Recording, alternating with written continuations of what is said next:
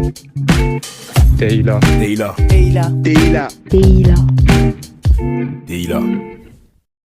Shalom, shalom à tous, j'espère que vous allez bien.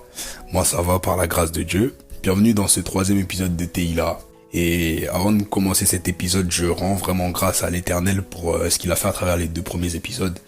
Et pour tous vos retours positifs que j'ai eus. Que toute la gloire soit rendue au Seigneur Jésus et en espérant que ça continue dans cette lancée et que on aille encore de gloire en gloire et qu'on puisse continuer de grandir spirituellement, continuer de s'édifier et que tout aille de manière croissante. Alors le thème d'aujourd'hui c'est tu dois laisser jaillir les fleuves d'eau vive. Il y a des fleuves d'eau vive qui coulent en toi, il y a des fleuves d'eau vive qui attendent de sortir et tu dois les laisser jaillir. Alors aujourd'hui on va discuter, on va voir quels sont ces fleuves d'eau vive, à quoi ça correspond les fleuves d'eau vive et surtout comment les laisser jaillir. C'est ce qu'on va voir dans l'épisode d'aujourd'hui. Mais avant de commencer à parler de ça, comme d'habitude, j'aimerais qu'on prenne un temps de prière pour remettre cet épisode entre les mains de l'Éternel, pour le remercier pour ce qu'il a fait, parce qu'il vous a gardé jusqu'ici, parce que si vous pouvez voir cet épisode, c'est qu'il vous a préservé en vie, qu'il a renouvelé votre souffle de vie. Élevons nos voix, vous aussi je vous invite à élever votre voix vers l'Éternel et commençons à prier. Père Céleste, je viens encore à toi aujourd'hui, au nom de Jésus-Christ. Je te remercie pour le souffle de vie que tu nous as accordé, à moi et à toutes les personnes qui m'écoutent. Je te rends grâce encore pour cet honneur, ce privilège que tu me fais de pouvoir propager ta parole et de pouvoir l'apporter aux frères et sœurs. Père Céleste, je te remercie parce que je sais qu'aujourd'hui encore tu vas agir, parce que je sais que quelqu'un a besoin d'entendre ce message et parce que je sais que tu vas faire du bien à tes enfants aujourd'hui. Je te recommande cet épisode.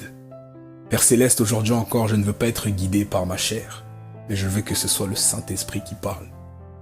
Jean-Baptiste disait, il faut qu'il croisse et que je diminue.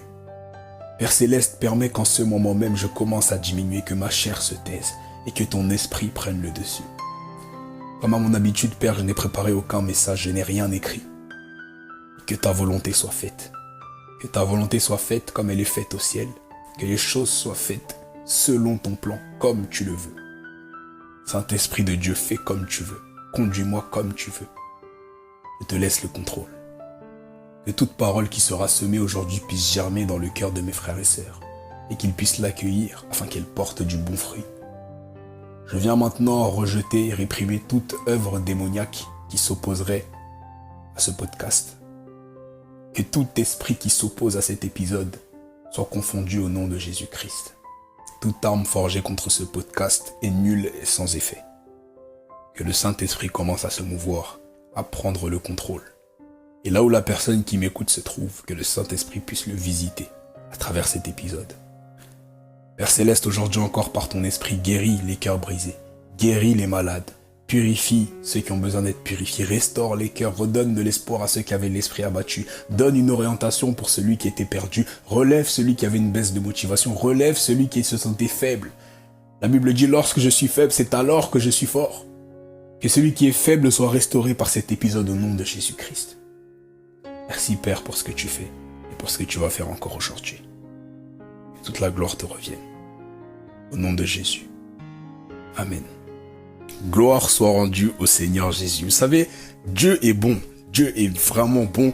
Il est merveilleusement bon et je rends vraiment grâce à l'Éternel pour tout ce qu'il fait dans nos vies, pour tout ce qu'il fait dans ma vie. Et je suis reconnaissant pour tout ce qu'il fait. Dieu est bon.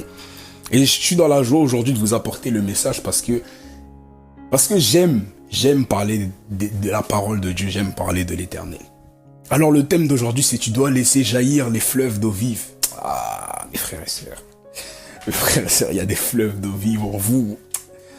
Ah là là. On va commencer par prendre un passage biblique dans Jean chapitre 7 au verset 37. Le dernier jour, le grand jour de la fête, Jésus, debout, s'écria. Si quelqu'un a soif, qu'il vienne à moi et qu'il boive. Celui qui croit en moi, des fleuves d'eau vive couleront de lui, comme l'a dit l'Écriture. Il dit cela à propos de l'Esprit que devaient recevoir ceux qui croiraient en lui. En effet, l'Esprit Saint n'avait pas encore été donné parce que Jésus n'avait pas encore été élevé dans la gloire. Oh là là là là. Que celui qui a soif vienne à moi et qu'il boive. Jésus a dit, celui qui croit en moi, des fleuves d'eau vive couleront de lui. Il parlait de l'Esprit, il parlait du Saint-Esprit, les fleuves d'eau vive. Oh là là là là, il y a des fleuves d'eau vive en toi. Il y a des fleuves d'eau vive qui coulent en toi. Ce que tu dois comprendre, c'est que lorsque tu crois au Seigneur Jésus et que tu reçois la vie, Jésus-Christ est la vie. Il dit lui-même dans Jean 14, 6, « Je suis le chemin, la vérité, la vie. » Il est la vie. Il n'a pas dit « j'ai la vie ». Il n'a pas dit « je donne la vie ». C'est plus fort que ça. Il a dit « je suis la vie ». Jésus-Christ est la vie. Il est lui-même la vie. Et lorsque tu reçois Jésus-Christ, tu reçois la vie en toi. Tu ne reçois pas une portion de la vie, tu ne reçois pas un don de la vie, tu reçois la personne qui lui-même est la vie. Il est lui-même la vie, c'est ça que vous devez comprendre.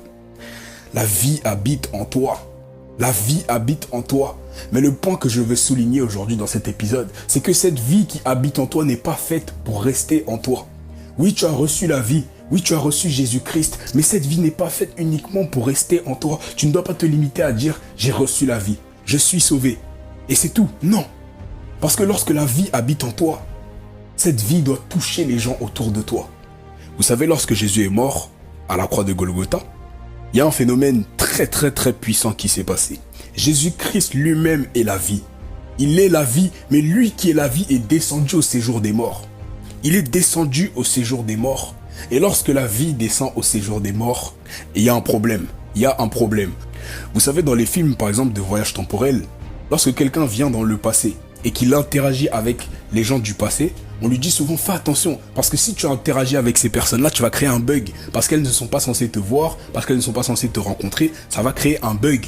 Ça va créer un bug parce que tu n'es pas censé être là.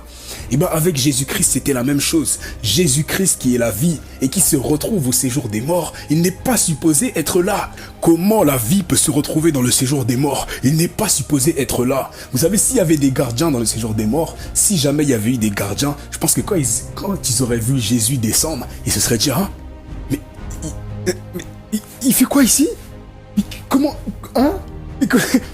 Les gars, la vie, imaginez un peu que là où il y a la mort, le séjour des morts, là où il n'y a que ténèbres, chaos, vraiment le séjour des morts, et d'un coup, tu vois la vie descendre, tu te dis, mais, ah, on est fichu. Non, s'il y avait des gardiens dans le séjour des morts, ils se seraient dit, mais on est fichu. Alors Jésus est descendu dans le séjour des morts. Il est descendu dans le séjour des morts, mais lorsque la vie descend dans le séjour des morts, lorsque la lumière arrive où il y a les ténèbres ne peuvent subsister. Lorsque la vie arrive là où il y a la mort, elle n'est pas censée être là. Jésus n'est pas censé être dans le séjour des morts. La vie n'est pas censée être ici dans le séjour des morts. Alors qu'est-ce qui se passe? Il commence à avoir un bug. La terre commence à trembler. La Bible dit que lorsque Jésus est mort, il a poussé un grand cri. Et il a poussé un grand cri au moment où il allait mourir. Et donc lorsqu'il a poussé ce grand cri, qu'est-ce qu'il s'est passé? Un bug dans le système. La vie descend là où il y a la mort, c'est pas possible, il n'est pas censé être là. Qu'est-ce qui se passe? Le voile du temple s'est déchiré depuis le haut vers le bas. Premièrement. Deuxièmement, la terre a tremblé. Il y a eu un tremblement de terre seulement parce que Jésus est mort. Troisièmement, les rochers se fendirent. Les rochers ont commencé à se fendre. Tremblement de terre, le voile qui se déchire, les rochers qui se fendent. Et quatrièmement, Jésus-Christ est la vie. Lorsqu'il est mort, la puissance de la résurrection a été libérée. Jésus, qui était la vie, habitait un corps charnel. Mais dans ce corps charnel vivait alors la puissance de la résurrection. Jésus était pleinement homme et pleinement Dieu. Mais voici, la puissance de la résurrection ne pouvait être contenue par son corps humain. Le corps de Jésus-Christ ne pouvait contenir la puissance, la pleine puissance de la résurrection. La puissance de la résurrection ne pouvait pas rester dans son corps. Son corps charnel était trop faible. Elle ne pouvait pas rester, il ne pouvait pas la contenir. La vie était obligée de déborder. La vie était obligée de jaillir. La puissance de la résurrection est sortie de son corps. Elle ne pouvait être contenue. Qu'est-ce qui s'est passé? Les tombeaux s'ouvrirent.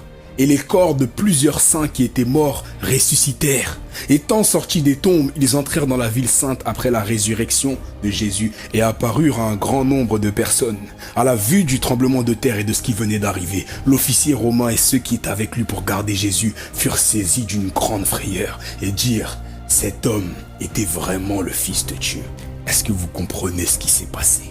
Jésus-Christ lorsque Jésus-Christ est mort, la vie est descendue au séjour des morts. Et lorsque la vie descend au séjour des morts, tous ceux qui étaient morts, tous les saints qui étaient morts, tous ceux qui avaient cru et qui étaient morts, la vie vient les chercher, la vie vient là où il y a la mort, et elle dit c'est fini, la mort n'a plus de pouvoir. Et tous les saints, la Bible dit que leurs tombes se sont ouvertes, les morts ont ressuscité et ils sont sortis des sépulcres. Non pas parce que Jésus est ressuscité, mais parce qu'il est mort. Et lorsque la vie descend là où il y a la mort, tous ceux qui étaient morts et qui avaient cru ne peuvent rester ici. La vie est ici, la présence de la vie est ici. Il n'y a plus de mort pour nous. Oui, nous sommes au séjour des morts, là où la mort règne. Mais lorsque la vie descend, la mort n'a plus de pouvoir. La mort est écrasée. La puissance de la résurrection ne pouvait pas rester dans le corps de Jésus-Christ. La puissance de la résurrection ne pouvait pas être contenue par son corps humain. Son corps était trop faible. Alors lorsqu'il est mort, il a poussé un grand cri.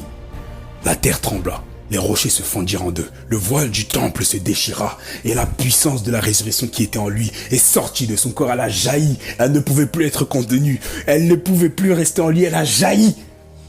Et toutes les tombes des morts, les saints qui étaient morts, leurs tombes s'ouvrent, et la vie les atteint. La vie jaillit, et elle touche toutes les personnes qui ont cru. Elle les atteint, et les morts ressuscitent. La puissance de la résurrection, la puissance de la vie. La vie n'est pas faite pour être contenue dans un corps. La vie n'est pas faite pour être contenue dans ton corps. La vie n'est pas faite pour que tu la gardes pour toi. C'est pas uniquement que tu dois la faire jaillir, mais tu dois comprendre. Tu dois comprendre que la vie ne peut pas. C'est impossible qu'un corps humain ne contienne la vie. Impossible. C'est-à-dire que même si tu refuses de faire jaillir ces fleuves d'eau vive, ils commenceront à jaillir. Les gens vont commencer à remarquer, il y a un truc qui émane de lui, il dégage quelque chose. Ou lui, il a de la sagesse. Lui, il dégage un truc. Il y a un truc en lui.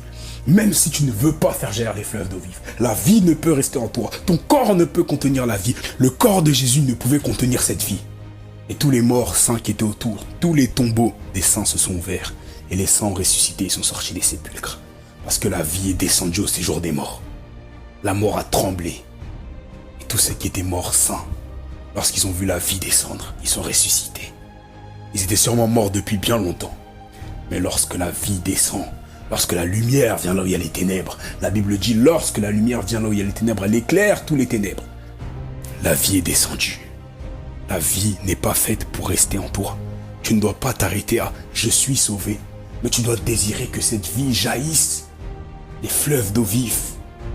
Vous savez, lorsque Jésus prêchait à des foules, la Bible dit que tous ceux qui l'écoutaient étaient guéris. Tous ceux qui avaient un démon en eux étaient délivrés juste en l'écoutant prêcher. Pourquoi? Parce que la Bible dit qu'une force sortait de lui et les guérissait pendant que Jésus prêchait, sans même que les gens ne lui disent « Maître, guéris-moi, guéris-moi, guéris-moi ». Une force sortait de lui, c'est plus fort que lui. C'est plus fort que lui, la force sort. Elle guérit tous ceux qui l'écoutent. Il est juste en train de prêcher. Il a imposé les mains à personne. Il a appelé personne pour dire « Venez, je vais vous guérir ». Il est juste en train de prêcher.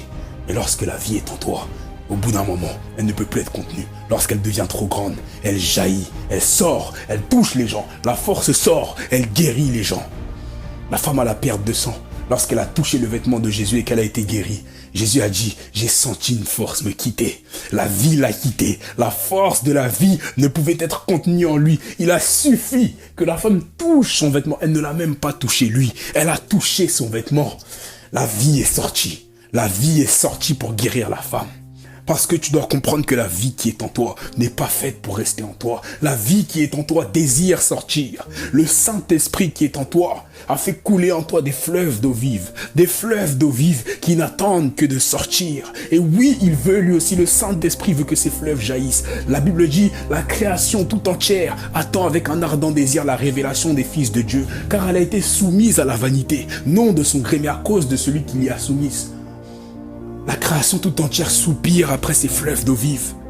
Jésus-Christ n'est plus sur terre de manière physique. Mais que disait l'apôtre Paul? Or, si je vis, ce n'est plus moi qui vis, mais c'est Christ qui vit en moi.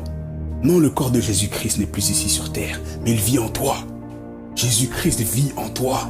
Alors ce qu'il faisait lorsqu'il était là de manière physique, il veut le faire à travers toi. Il veut que ce soit de toi qu'émane la vie. Il veut que ce soit de toi que la vie jaillisse, que la puissance de la résurrection soit manifestée sur terre. Que toi aussi, lorsque tu cries, les tombes s'ouvrent, Les morts ressuscitent, ils sortent des sépulcres, que la vie qui est en toi déteigne sur les gens autour de toi. Et même si tu ne le veux pas, tu dois comprendre que c'est physiquement impossible que la vie reste en toi. C'est impossible. Elle jaillit forcément. La vie ne peut pas rester en toi. À partir du moment où tu as reçu le Saint-Esprit, il y a des fleuves d'eau vive qui commencent à couler en toi. Il y a des fleuves d'eau vive qui commencent à se balader en toi. Et cette eau, c'est l'eau pour laquelle Jésus dit que celui qui boira de cette eau n'aura jamais soif. La vie, les fleuves d'eau vive, c'est-à-dire que la vie de Jésus-Christ est en train de se mouvoir en toi. Ces fleuves d'eau vive sont remplis de Jésus. Dans le livre d'Ézéchiel, au chapitre 47, il est écrit « Cette eau sort vers le district est. Elle descendra dans la plaine et se jettera dans la mer morte. Lorsqu'elle sera déversée dans la mer, l'eau de la mer sera assainie. Tu es le sel de la terre. Lorsque ton eau descend dans la mer, l'eau de la mer est assainie parce que le sel que tu as en toi se mélange au fleuve d'eau vive de Jésus-Christ. Tout être vivant qui grouille vivra partout où le torrent parviendra. Il y aura une grande quantité de poissons, car là où cette eau parviendra, tout sera assaini. Là où le torrent parviendra, il y aura profusion de vie. Des pêcheurs se tiendront sur ces rives, on étendra les filets. Il y aura des poissons de diverses espèces. Comme les poissons de la Méditerranée, il y en aura en grande quantité. Le long du torrent, sur chaque côté de ces rives, pousseront toutes sortes d'arbres fruitiers. Leur feuillage ne se flétrira jamais. C'est l'eau de la vie éternelle. Ils ne cesseront jamais de porter du fruit. Ils donneront du fruit tous les mois, parce que l'eau qui les arrose sort du sanctuaire. Leurs fruits serviront de nourriture et leurs feuilles de remède. L'eau qui est en toi, c'est pas n'importe quelle eau. La Bible dit que tu es le temple du Saint-Esprit. Alors l'eau qui se trouve dans le temple, c'est l'eau qui est purifiée, c'est l'eau qui contient la vie, c'est l'eau de la vie. Et lorsque l'eau de la vie sort, lorsque les fleuves d'eau vive jaillissent de toi, elle commence à apporter la vie là où il y a les ténèbres. Tout ce qui était détruit est rebâti, tout ce qui était mort reprend vie. L'eau qui était fade, l'eau qui n'avait plus de goût, se retrouve assainie parce que ton eau s'est mélangée à elle, parce que ton eau c'est l'eau salée, parce que tu es le sel de la terre. Lorsque les fleuves d'eau vive jaillissent de toi, les œuvres des ténèbres sont détruites. Il y a des fleuves d'eau vive en toi qui ont besoin de jaillir. Certains, vous avez des fleuves de guérison, des fleuves de paroles de sagesse, paroles de connaissance, des fleuves de prophétie. Vous savez, lorsque vous recevez par exemple une prophétie, si l'Éternel vous donne une parole pour quelqu'un et que vous ne faites pas sortir cette parole, que vous ne lui dites pas la parole, cette parole sera vaine. Cette parole sera vaine. Pourquoi? Parce que lorsque l'eau est en toi, elle a besoin de jaillir. Tu dois faire jaillir les sources d'eau vive. Tu dois faire jaillir les sources d'eau vive. Tu dois comprendre que, en tant que temple du Saint-Esprit, lorsque tu mènes une vie de sanctification, lorsque tu mènes une vie d'intimité, une vie animée par l'Esprit, comme disait Paul, tout ce qui est en toi est vie. Tout ce qui est en toi est pur. Et lorsque tu parles, ce qui sort de ta bouche, c'est la vie. Tu parles la vie. Tu appelles les choses à l'existence. Là où il y avait les œuvres des ténèbres, lorsque tu parles, la vie arrive. Lorsque tu mènes une vie de sanctification, les fleuves de guérison peuvent sortir de toi. Lorsque tu poses tes mains sur un malade, il guérit. Les fleuves d'eau vive doivent jaillir. Ça fait longtemps que les fleuves d'eau vive sont en toi. Ça fait longtemps que les fleuves d'eau vive attendent de jaillir. La création soupire après l'eau de la vie. La création soupire après tout cela. Lorsque Lazare était mort depuis 4 jours, dans le tombeau, son corps sent déjà, et son corps ça sent le cadavre. Jésus arrive devant le tombeau. Il dit enlevez la pierre du tombeau de Lazare. Marthe lui dit, mais Seigneur, ça fait déjà 4 jours qu'il est dans le tombeau. Il sent déjà, son corps sent déjà, ça fait 4 jours. Jésus lui dit, ne t'ai-je pas dit que si tu crois, tu verras la gloire de Dieu. Alors on retire la pierre du tombeau de Lazare. Et Jésus lui dit, Lazare, sors! Lazare n'était plus de ce monde. Vous savez, Lazare était mort de maladie. C'était la maladie qui l'avait tué. Et alors qu'il était mort, il était tenu par la mort. D'un coup, la mort entend une voix. Elle entend une voix qu'elle reconnaît très bien. La voix de la vie. Lorsque Jésus a dit, Lazare, sors. La mort a tremblé, elle a pris ça comme un ordre. Elle a dit non, ça c'est la voie de la vie. Elle a lâché Lazare. La Bible dit que Lazare est sorti du tombeau, les mains et les pieds liés. Parce que lorsque la vie a parlé à la mort a relâché Lazare immédiatement. Les fleuves d'eau vive, de guérison et de miracles sont sortis de Jésus. Il était lui-même la source de la vie, il était lui-même la vie. Alors laissez-moi vous dire qu'il regorgeait de fleuves d'eau vive. Il avait des fleuves d'eau vive à faire jaillir. Tout ce qu'il disait, chaque mot qui sortait de sa bouche, c'était un fleuve d'eau vive. Jésus disait, les paroles que je vous dis sont esprit et vie. Chaque parole qu'il prononçait était esprit et vie. Il était la vie lui-même. Alors de lui jaillissaient forcément des fleuves d'eau vive. Lorsqu'il a dit Lazare sort, dans les endroits les plus arides, les plus profonds de la mort, là où aucun homme ne peut descendre, la vie est capable de descendre.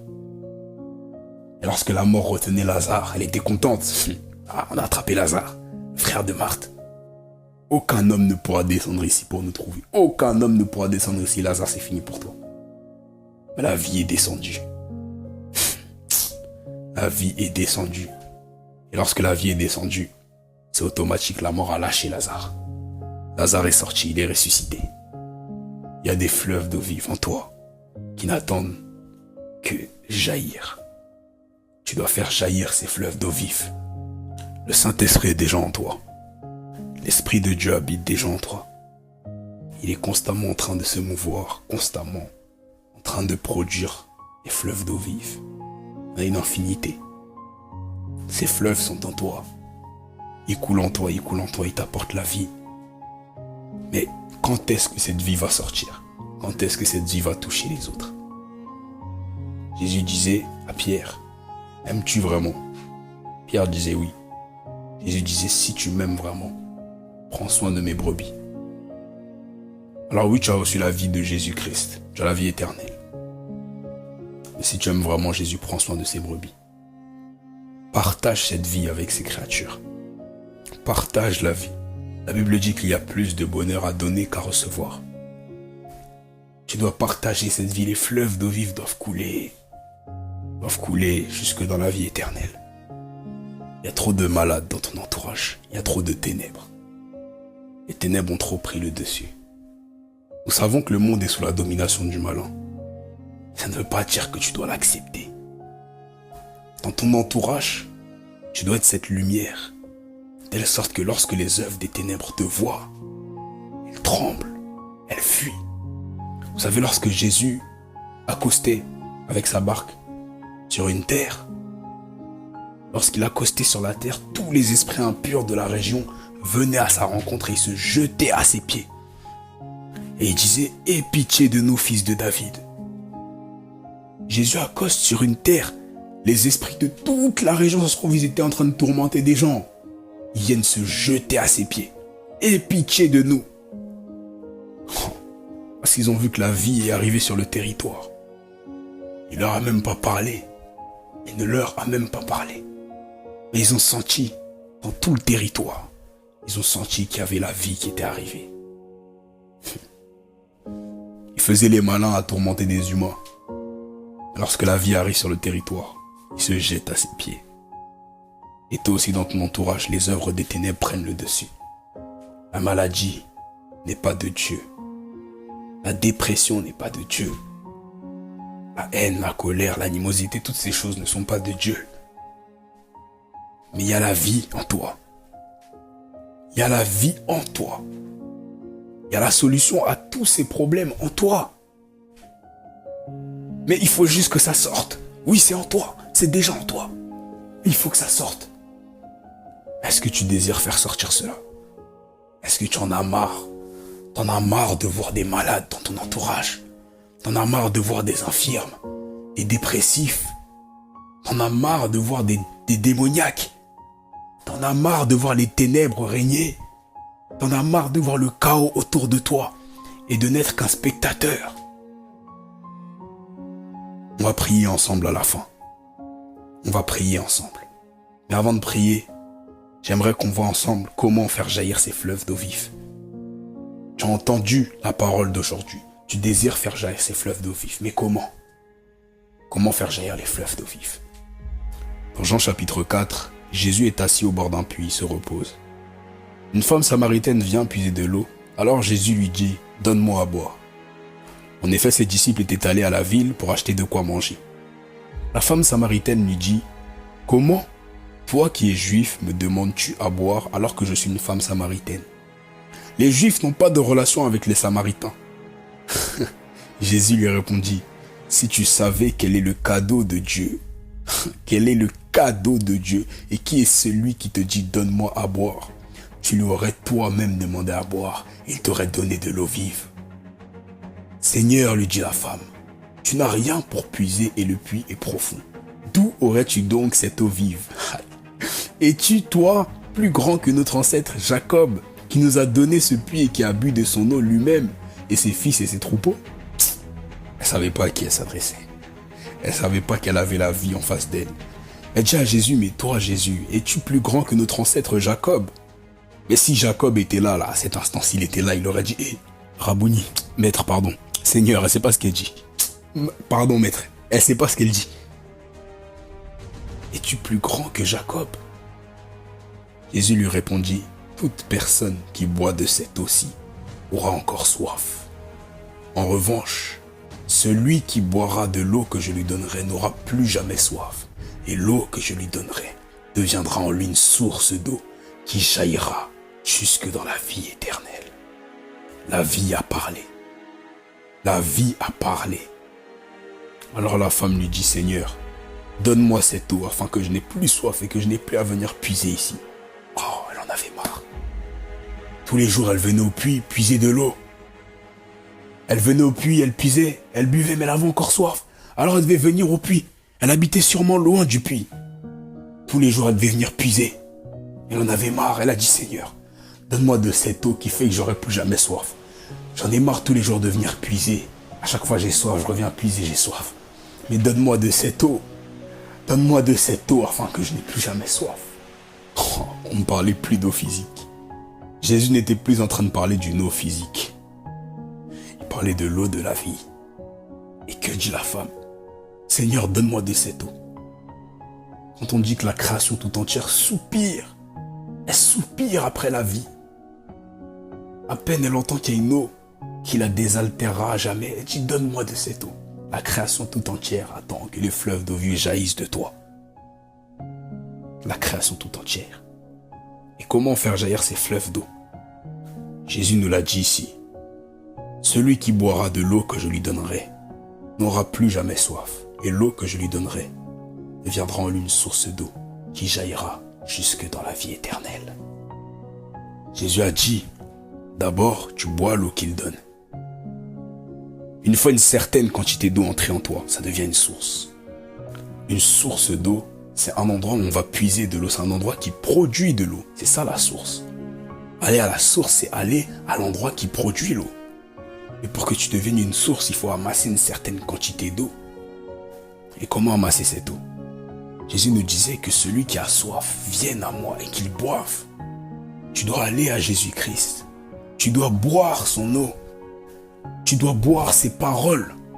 Jésus disait, les paroles que je vous dis sont esprit et vie. Vie, c'est cette eau de la vie dont on parle. Tu dois boire la parole de Jésus-Christ. Tu dois la recevoir. Pour que les fleuves d'eau vive jaillissent en toi. On estime que d'abord, ils se sont accumulés en toi. Et qui pourra diriger ces fleuves d'eau vive? Généralement, l'eau est dirigée par le vent. Le vent dirige les fleuves d'eau, il décide où va l'eau. Ah, ce fleuve-là, il va aller comme ça, celui-là, il va aller comme ça, comme ça, comme ça. C'est le vent, c'est un vent. Il y a un vent en toi. Il y a une personne en toi qui s'appelle le Saint-Esprit. Le Saint-Esprit n'est pas un vent. Le Saint-Esprit, c'est Dieu. Et le Saint-Esprit est capable de diriger ces fleuves d'eau vive. Lorsque tu reçois les fleuves d'eau vive, lorsque tu manges la parole de Jésus-Christ, lorsque tu la bois, les fleuves d'eau vive entrent en toi. Alors le Saint-Esprit dit, ok, ce fleuve-là, il va aller comme ça. Fleuve de prophétie, tu vas aller comme ça. Le fleuve de la diversité des langues, tu vas aller comme ça. Le fleuve de miracles. Tu vas aller comme ça. Le Saint-Esprit commence à diriger les fleuves. Et de la même manière que dans le livre d'Ézéchiel, l'Éternel a dit à Ézéchiel, prophétise, fils de l'homme. Et dit à l'Esprit, Esprit, viens des 4 vents et souffle sur ces eaux afin qu'ils reprennent vie. Alors l'Esprit est venu des 4 vents, il a soufflé sur les eaux et les eaux ont repris vie.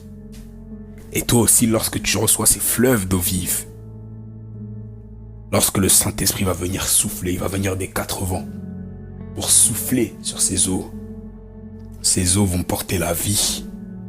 Et lorsqu'elles vont jaillir de toi, lorsqu'elles vont jaillir, elles vont communiquer la vie. Ce qui était desséché sera hydraté. Ce qui était fade sera asséné. Ce qui était mort reviendra à la vie. Ce qui était brisé sera rebâti. La Bible dit que l'Éternel est celui qui rebâtit sur l'ancienne ruine, même s'il y a des ruines anciennes. Lorsque l'eau de la vie arrive, tout est reconstruit. Les tombes s'ouvriront autour de toi.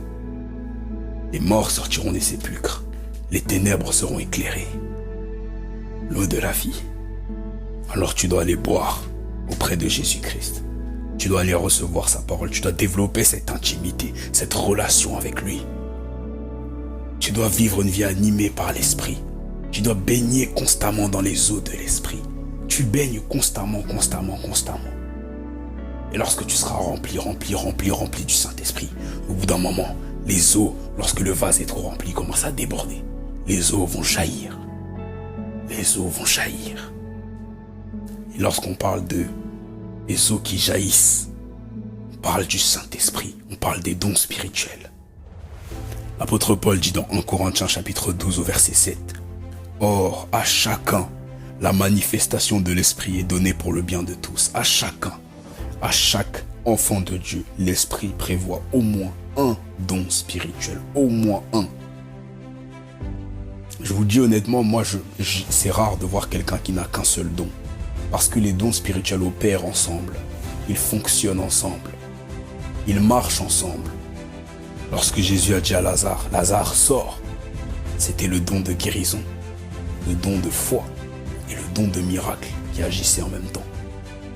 Lorsque Jésus disait à un malade, « Ta foi t'a sauvé », c'est le don de guérison et le don de prophétie. Les dons spirituels fonctionnent ensemble. Sur mon TikTok, j'ai toute une playlist qui parle des dons spirituels. Alors, je ne vais pas m'étaler dessus. Je vous invite à aller la voir. J'explique tous les dons spirituels. Tu dois savoir que l'Esprit a réservé des dons spirituels à chaque enfant de Dieu. Et pourquoi est-ce que j'insiste autant sur les dons spirituels? Parce que c'est pour l'utilité commune, la Bible dit. L'apôtre Paul dit que la manifestation de l'Esprit est donnée pour le bien de tous. C'est-à-dire que le don spirituel, c'est pas pour vous. Ce n'est pas pour toi. Il y a des gens qui disent, moi je ne veux pas, je ne cherche pas les dons spirituels. Mais quand est-ce que tu vas comprendre que c'est pas pour toi? On ne te demande pas si tu veux ou si tu veux pas. C'est pour mon bien, c'est pour le bien de mes frères et sœurs, c'est pour le bien des gens qui ne connaissent pas le Seigneur. C'est pas pour toi. En ce qui concerne les âmes, tu ne peux pas faire preuve d'égoïsme. Ce n'est pas pour toi les dons spirituels. Alors même si ça ne t'intéresse pas, ça ne change rien. Mais pour le bien de tous, pour l'Église et pour les âmes, on a besoin de tes dons à toi aussi. L'apôtre Paul disait ainsi, le corps n'est pas formé d'un seul membre, mais de plusieurs. Ainsi, personne ne peut dire, moi je n'ai pas besoin de toi, moi je n'ai pas besoin de toi. On est complémentaires, on a besoin les uns des autres. Alors on a besoin de tes dons à toi aussi. Tu dois y aspirer. Comme je vous disais, sur TikTok, j'ai une playlist entière qui parle des dons spirituels. Mais on va juste les réénumérer encore ensemble. À l'un est donné une parole de sagesse par l'Esprit. Une parole inspirée de la sagesse de Dieu, qui vient apporter des solutions aux problèmes surnaturels, aux problèmes que l'homme ne peut pas résoudre par son intelligence. Qui vient expliquer les rêves les plus farfelus, là où l'homme trouve que les rêves sont farfelus. Par la parole de sagesse, tu as l'explication des rêves. La parole de sagesse te permet de connaître les choses à venir, les choses qui se passeront dans le futur, les choses cachées. À un autre, la parole de connaissance. Recevoir une information que tu ne connais pas. Connaître un fait que tu ne connais pas. Souvent, on confond la parole de connaissance avec un autre don. La parole de connaissance, c'est lorsque tu reçois la connaissance d'un fait que tu ne connais pas. Je sais que toi, ton frère est actuellement malade. Je sais que tu as emménagé il n'y a pas longtemps. Je sais que tu caches ça, tu caches ça. Je connais même tes pensées par la parole de connaissance. Je sais ce à quoi tu penses. Tout ce que tu peux me cacher, je le sais, par la parole de connaissance. Avoir une parole de sagesse ou une parole de connaissance ne veut pas dire que tu es plus sage ou plus intelligent. C'est une parole, c'est quelque chose de ponctuel, c'est un don. À un autre la foi par le même esprit. J'ai la foi de Dieu. J'ai une foi qui ne doute plus. J'ai une foi où il n'y a plus aucun doute. Alors les promesses de Dieu peuvent s'accomplir pleinement. Alors je vais avoir l'audace de faire des choses que je n'aurais pas osé faire de base. Mais je vais à un moment précis, à un instant ponctuel, j'ai la foi de Dieu. J'ai la foi qui ne doute plus. Ça, c'est le don de foi. Les dons de guérison. Je suis capable de guérir toutes les maladies, toutes les infirmités. Je suis capable de guérir les cœurs brisés, les cancers, les sida, les sourds, les muets, les aveugles. Je n'ai pas besoin de toucher la personne pour la guérir. Ma simple présence peut suffire à la guérir. Je peux la guérir en parlant. Je peux la guérir en la touchant. Tout dépend du niveau de puissance auquel je suis actuellement. Le don de miracle.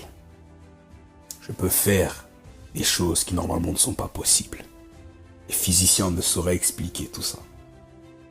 Je peux marcher sur l'eau. Jésus a marché sur l'eau. C'est physiquement impossible, c'est inexplicable. Jésus a multiplié le pain.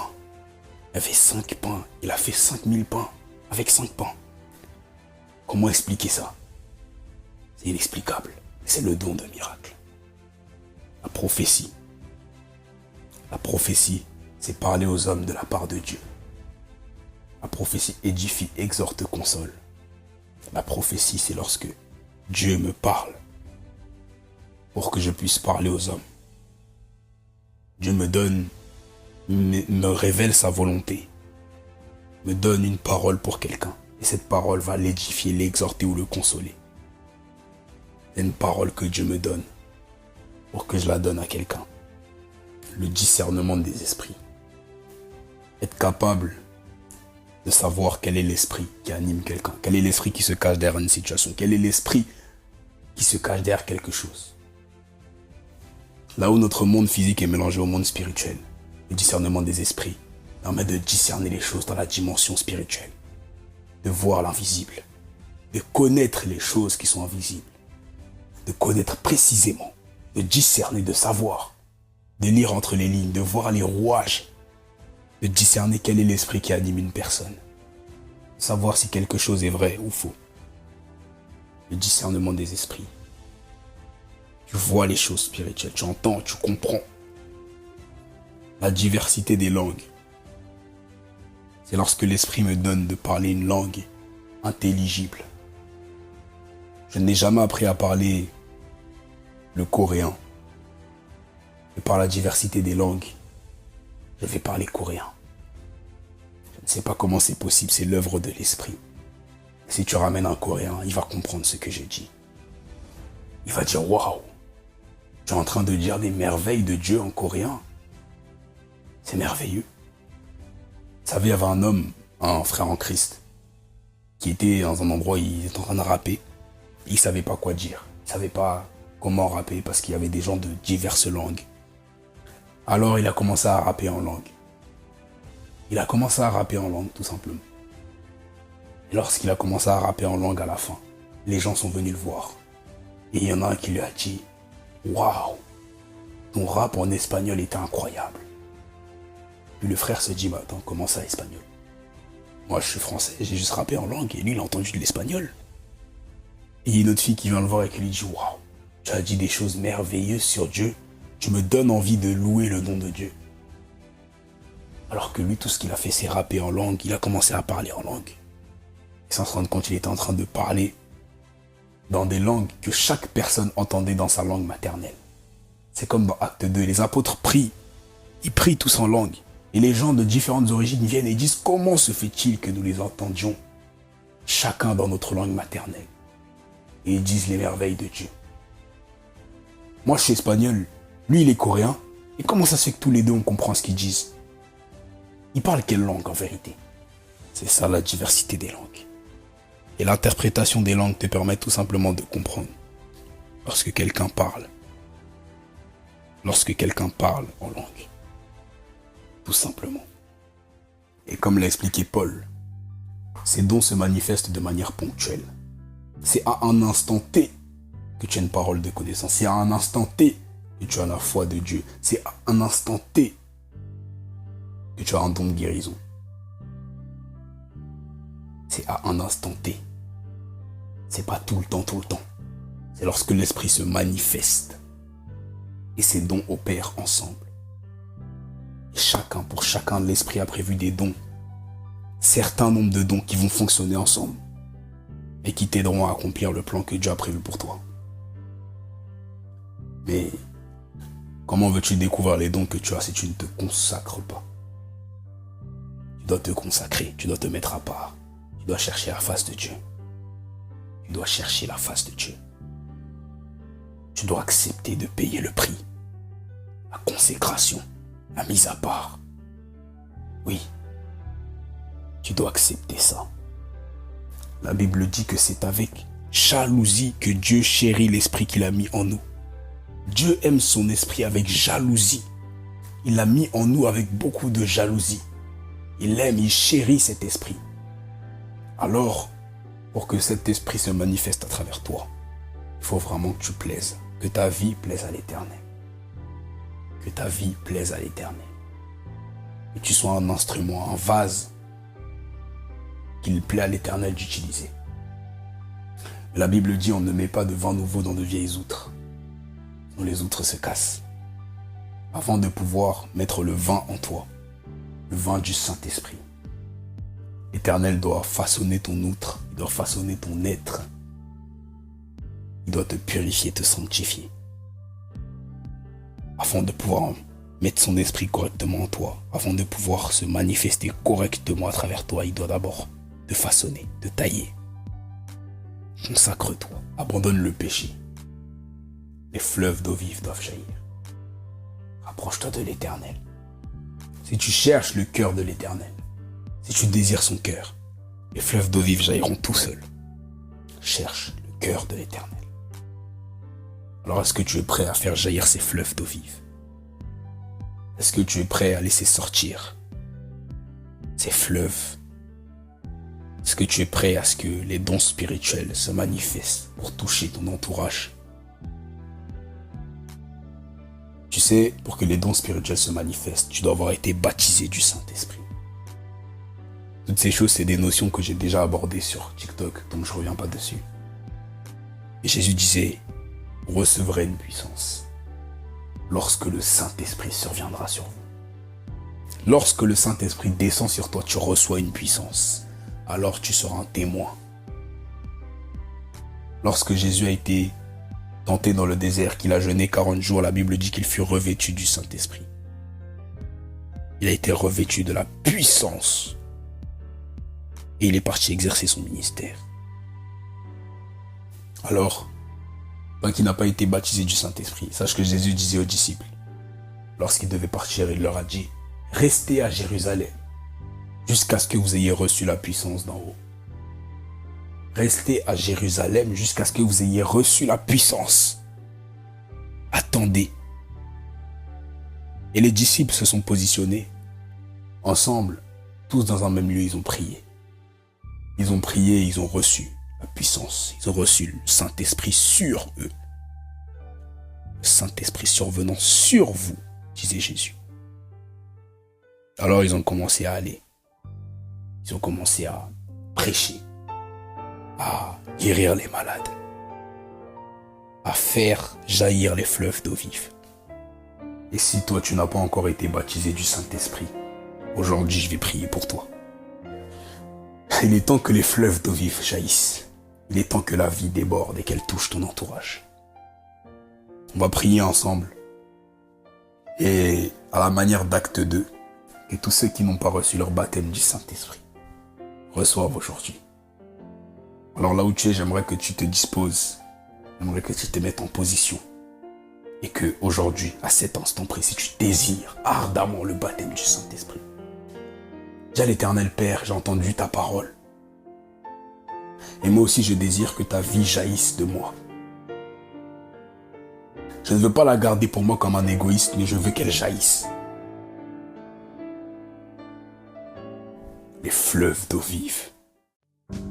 Père Céleste, je viens à toi encore au nom de Jésus-Christ. Merci parce qu'aujourd'hui encore quelqu'un a entendu ta parole. Et quelqu'un aujourd'hui désire laisser jaillir ces fleuves d'eau vive. Père Céleste, je ferme cette prière. Que tout esprit impur qui tenterait d'écouter ou d'intercepter cette prière, ou la prière de la personne qui m'écoute, soit bloqué au nom de Jésus-Christ. Toute arme forgée contre cette prière est nulle et sans effet. Père Céleste, que ta volonté soit faite, que ton Saint-Esprit prie comme il lui semble bon. Que les choses se passent selon ta volonté et non selon la mienne. Que ton esprit descende maintenant et guide notre prière. Père Céleste, je prie pour la personne qui m'écoute. Si elle ne te connaît pas, je prie que tu te révèles à elle. Que tu lui fasses connaître la gloire de ton nom. Jésus disait, je leur ai fait connaître ton nom, afin que l'amour que tu m'as donné soit en eux. Père Céleste, que l'amour que tu me donnes soit en la personne qui m'écoute. Aide-la à désirer ton cœur. Aide-la à désirer ta volonté, à désirer ton amour, à désirer ton amitié. Que la personne qui m'écoute te rencontre dans toute ta gloire et dans toute ta splendeur. Je prie que tu te révèles à cette personne au nom de Jésus-Christ. Je viens maintenant prier pour toutes les personnes qui n'ont pas été baptisées du Saint-Esprit. C'est une promesse que Jésus-Christ a faite. Il a dit, vous recevrez une puissance lorsque le Saint-Esprit surviendra sur vous. Alors vous serez mes témoins dans toute la Judée, dans toute la Samarie et jusqu'aux extrémités de la terre. Que toute personne qui n'avait pas été baptisée du Saint-Esprit maintenant soit baptisée au nom de Jésus-Christ. Fais descendre ton esprit, Père, et baptise toute personne qui n'avait pas été baptisée. Tu as dit, demandez et on vous donnera. Toquez et on vous ouvrira. Père Céleste, je te demande simplement maintenant que ton esprit descende maintenant. Et ceux qui n'avaient pas été baptisés soient baptisés. Et ceux qui n'avaient pas reçu leur don spirituel commencent à manifester leur don. Ceux qui n'avaient pas été touchés par la puissance du Saint-Esprit soient touchés. Que des langues de feu apparaissent. Que leurs langues se délient.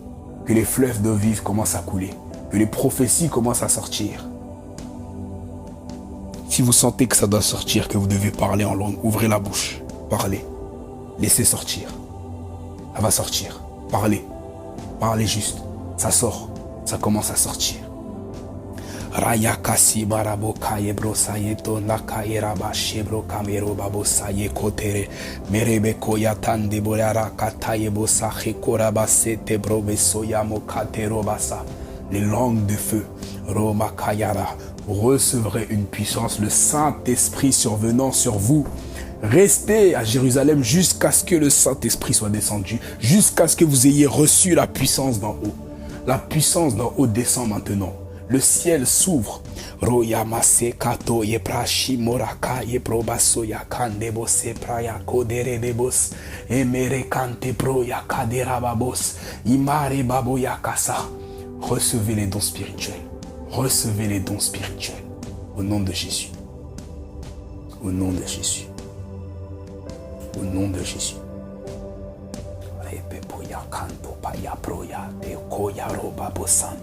Koyarabe saya koparabe paya kandebosa robe koya mashibre kapoya to sante poye koterebepo kandebrame kaye basete pro ya konte mayara. Vos langues se délient. Vos dons spirituels commencent à se manifester. Les fleuves d'eau vive jaillissent. Les fleuves d'eau vive jaillissent au nom de Jésus. Merci Père. Merci Père.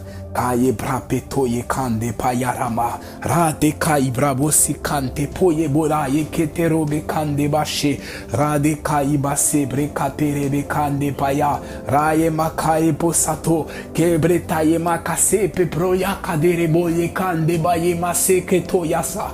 Ore kaye base pakaye brosayanto kaye mashimarabos. Kabre kabeto yabase keroba poya kande base. Des fleuves d'eau vive jailliront. Des fleuves d'eau vive couleront de son sein jusque dans la vie éternelle. C'est aujourd'hui que les fleuves d'eau vive jaillissent. Père Céleste, fais jaillir tes fleuves d'eau vive.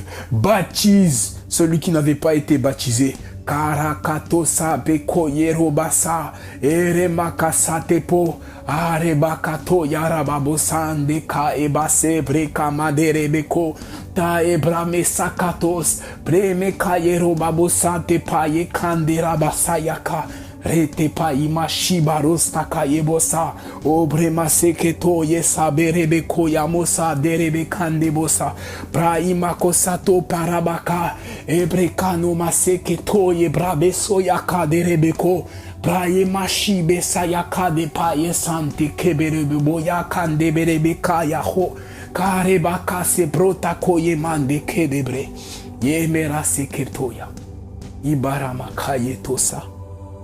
Merci Père. Merci. Merci.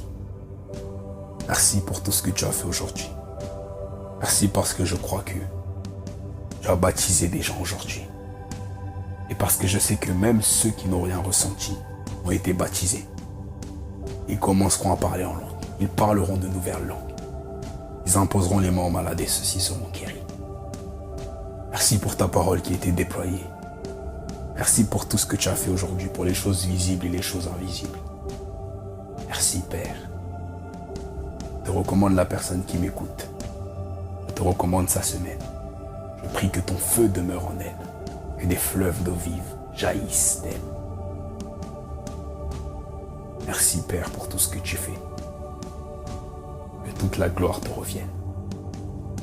Au nom de Jésus-Christ. Amen.